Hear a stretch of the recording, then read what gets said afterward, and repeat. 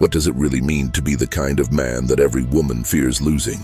If you ask most men, they will answer with cliches: wealth, looks, charm, or status. But Friedrich Nietzsche, the philosopher who shook the very foundations of modern thought, would laugh at such superficial answers. For Nietzsche, the man who holds true power in relationships is not defined by what society praises on the surface. He is not the obedient, predictable, convenient man who bends to the will of others. Instead, he is the rare figure who embodies strength of will, self-mastery, and the courage to live by his own values. Nietzsche called this the path of the Übermensch, the higher man, the man who rises above herd mentality, who is not chained by the shallow opinions of others, and who radiates an inner fire so intense that people instinctively sense they cannot replace him. Women, whether they admit it openly or not, do not fear losing the man who gives them everything without resistance. They do not fear losing the man who depends on their validation. They do not fear losing the man who plays it safe, who hides his ambition, who clings to security instead of greatness. What they truly fear losing is the man who is so deeply rooted in himself that his presence feels like destiny. He is the man who could walk away at any moment, not out of spite, but because he is never enslaved by anyone else's approval. He is rare, and rarity is what breeds fear of loss. Nietzsche knew this truth, that power, attraction, and respect all flow from the same fountain, the strength of will. This video is not about superficial dating tricks or empty motivational slogans. It is about decoding Nietzsche's deepest insights into power, individuality, and attraction. If you understand what kind of man Nietzsche believed women fear losing, you will see relationships differently. You will no longer cling, beg, or lower yourself just to be wanted. Instead, you will rise, and when you rise, the world, including the women in it, cannot help but orbit around your gravity. Part 1. Nietzsche's idea of power and why women sense it instinctively.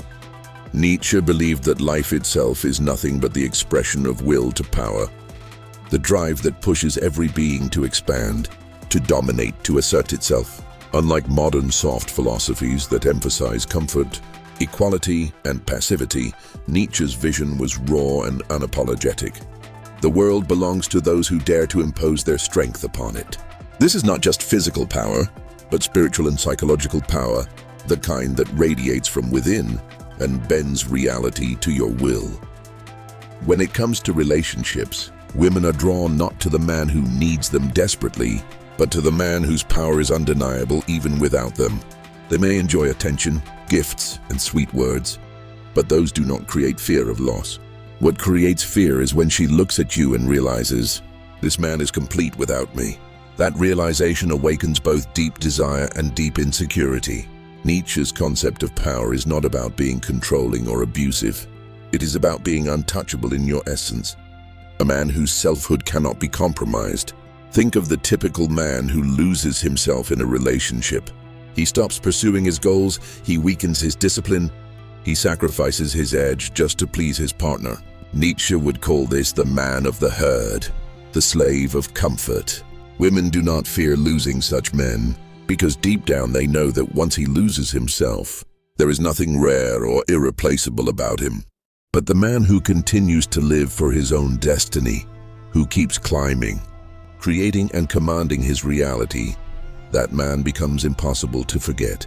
Nietzsche wrote about the Übermensch, the higher man who dares to create his own values rather than borrow them from society.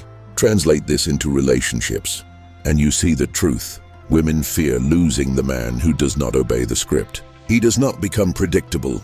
He does not live only to make her happy. He is a storm, a force, a presence that cannot be tamed. The man every woman fears losing is not necessarily the wealthiest or the most handsome, but the man whose energy declares, I am going somewhere with or without you. This is why in Nietzsche's framework, women sense power instinctively. It is not about words, it is about presence. When the man embodies the will to power, he carries himself differently. His silence is heavy, his words cut deeper, his actions inspire awe, and it is in that awe that fear of loss is born. Part 2. Why the herd mentality makes men weak in love. Nietzsche despised herd mentality. the blind following of social norms, traditions, and moral codes that keep men weak and obedient. He warned that the majority of people live as slaves to the opinions of others, terrified of standing alone. And in love, this herd mentality is everywhere. Men are told to worship women, to chase endlessly, to do whatever it takes to keep her happy. They are trained to believe that devotion equals value. But Nietzsche would call this slavery of the soul. When a man becomes a slave to approval, especially female approval, he loses the very quality that makes him attractive: independence. Women may enjoy attention, but they do not fear losing men who follow the herd. Why? Because such men are replaceable. They all behave the same. They sacrifice their dreams, their masculinity, and their individuality just to fit the mold of the nice guy. Nietzsche would say these men are not living. They are existing as shadows of themselves. The man every woman fears losing is the one who breaks free from herd mentality. He does not play the role society handed him. He does not live according to the soft morality of obedience and weakness. Instead, he chooses his own path, even if that path is misunderstood. Nietzsche respected the man who stands alone against the crowd, who embraces solitude, who forges meaning out of nothing. Such a man terrifies women because his strength does not come from their approval. It comes from himself. This is why women cling tighter to the rare man who is unlike the herd. They sense he is not desperate for them. They sense he will not collapse if they leave. They sense he is rare, and rarity is what generates fear. Just as a priceless diamond cannot be treated like common stone, the man who refuses the herd becomes priceless in the eyes of women. He embodies a kind of spiritual aristocracy, a superiority not of birth, but of will, and this superiority makes him unforgettable. Nietzsche once wrote, "The individual has always had to struggle to keep from being overwhelmed by the tribe." Apply this to relationships, and the meaning is clear. Men who think and act like the herd may be liked, but they are never feared. Women do not fear losing the common man. They fear losing the man who refuses to be common. Part 3. The danger of dependence and why Nietzsche saw it as decay. Nietzsche despised dependence. For him, dependence was not just a weakness, but a form of decay. He saw it as the slow death of individuality. When a man becomes dependent, whether on society, on approval, or on a woman, he stops being the creator of his own values. Instead, he becomes a consumer of the values of others. In relationships, this decay is even more visible. The man who clings, who cannot imagine life without her, who rearranges his existence just to keep her around, has already lost the very essence that could have made her fear losing him. To Nietzsche, true strength comes from self-sufficiency, the ability to stand alone without begging for validation. This is why he admired solitude. Solitude to Nietzsche was not loneliness. It was the furnace in which character and power are forged. A man who can thrive in solitude does not collapse when love is absent. He does not panic when attention is withdrawn. He remains whole. And this wholeness is what women recognize and fear. They know that a man who can walk away at any moment, not as a tactic, but as a genuine reflection of his self-sufficiency, is a man they cannot control. Most men, however, are trained to believe that love is about giving everything, sacrificing endlessly, and depending fully on the partner for happiness. Nietzsche would argue that this is the morality of the weak. It is the morality of those who do not have the courage to stand alone. Dependence feels safe, but it robs a man of his power. Women may enjoy the attention of dependent men, but they do not fear losing them. In fact, dependence breeds contempt. She begins to sense that he is not rare. He is not untouchable. He is simply clinging to her for survival, and survival is not attractive. Nietzsche once said, "He who cannot command himself should obey." And many can command themselves, but much is still lacking before they can obey themselves. In relationships, this means that if a man has not mastered himself, he will always obey the desires of others. Dependence makes him a follower, not a leader, and women do not fear losing followers. They fear losing leaders. Part 4. The magnetism of self-mastery. Nietzsche's philosophy constantly returned to the theme of self-mastery. For him, the most powerful man is not the one who conquers nations or commands armies, but the one who conquers himself. The man who disciplines his desires, who controls his impulses, who shapes his own destiny. That is the man who embodies the will to power at its highest level. In love, self-mastery is magnetic. It radiates a kind of energy that women sense instantly. Most men are slaves to their impulses. They chase women compulsively. They beg for attention. They cannot handle rejection, and they collapse under the weight of emotional highs and lows. Nietzsche would see them as men unworthy of respect, because they are not in control of themselves. They are controlled by their instincts. And if you are controlled by your instincts, you cannot inspire fear of loss. Why? Because you are predictable. You are replaceable. The man who has mastered himself, however, does not move out of desperation. He does not text impulsively. He does not chase recklessly. He does not crumble when attention is withdrawn. Instead, he remains steady, calm, and composed. This composure is not fake. It is not a performance. It comes from genuine mastery, from having faced his weaknesses and overcome them. Such a man radiates a kind of quiet authority that women cannot ignore. He does not need to say he is different. His presence proves it. Nietzsche would argue that this level of self-mastery makes a man untouchable, not because he avoids relationships, but because he never loses himself in them. He is able to enjoy passion without being enslaved by it. He is able to love without becoming dependent. He is able to commit without surrendering his individuality. Women fear losing such men because they cannot be easily manipulated. They cannot be emotionally controlled. And control, whether admitted or not, is something women unconsciously test for in relationships. Part 5. The Übermensch as the irreplaceable man. Nietzsche's concept of the Übermensch, the higher man, was not just a theoretical idea. It was a call to transcend mediocrity, to rise above the herd, and to create a life so full of power and meaning that it inspires awe. In the context of relationships, the Übermensch is the ultimate example of the kind of man women fear losing. Why? Because he is irreplaceable.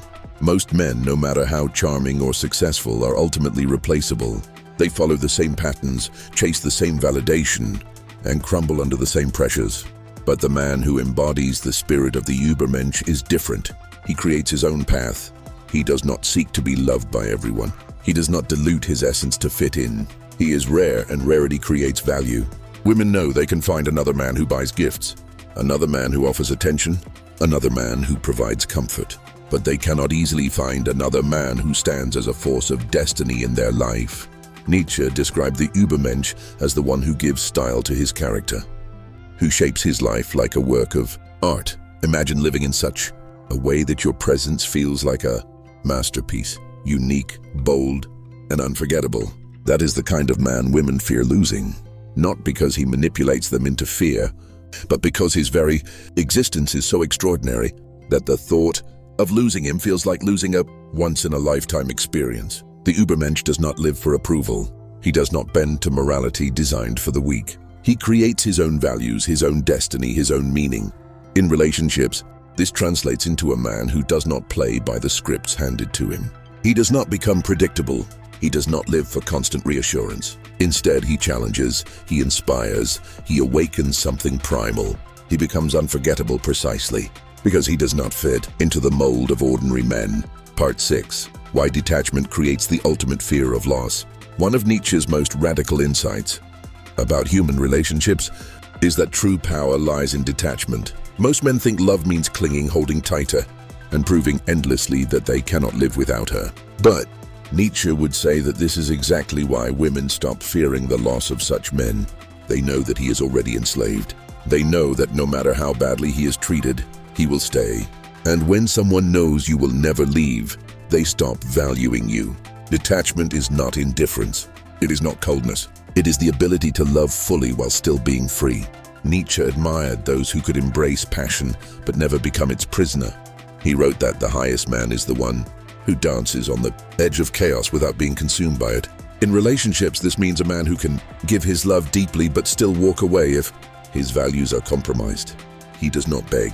He does not chase endlessly. He does not collapse into desperation. His love is real, but his independence is untouchable. Women test men constantly, often without realizing it.